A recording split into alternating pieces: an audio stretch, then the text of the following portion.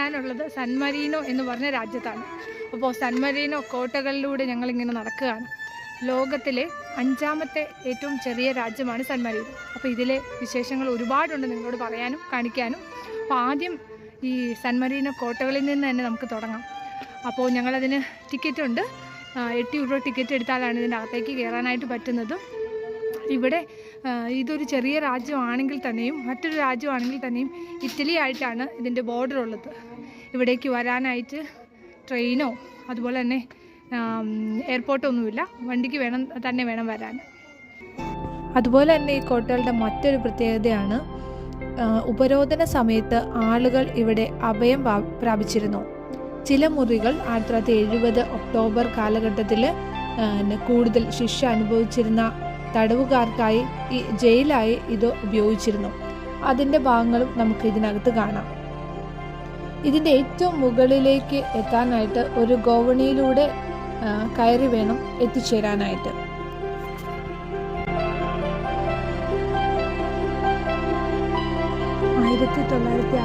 നിർമ്മിച്ച Santa Barbara ചാപ്പലും നിങ്ങൾക്ക് ഇവിടെ കാണാൻ സാധിക്കും.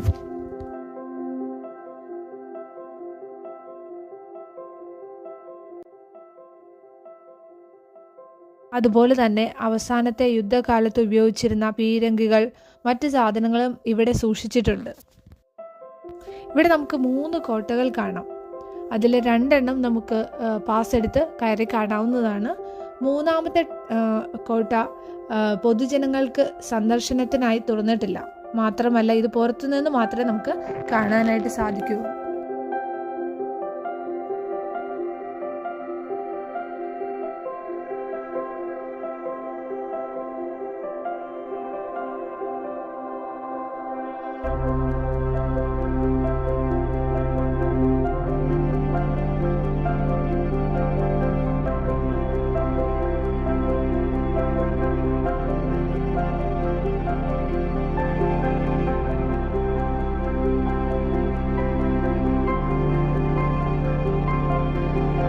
ആദ്യമായിട്ടാണ് ഇങ്ങനെ ഇത്രയും സാഹസപരമായി മേലേക്ക് കയറുന്നത്. ചെറിയൊരു സ്റ്റെപ്പ് മാത്രമേ ഉള്ളൂ മേലേക്ക് കയറാനായിട്ട്. പക്ഷെ അത് കയറി കഴിഞ്ഞ് കഴിഞ്ഞാൽ നമുക്ക് നല്ല വ്യൂ ആണ്.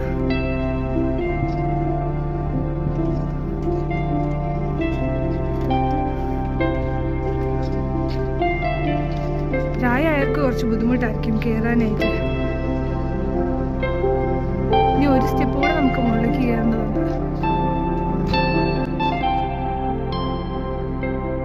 ഇതാണ് ഞാൻ മുമ്പ് സൂചിപ്പിച്ച ജയിലായി ഉപയോഗിച്ചിരുന്ന മുറി.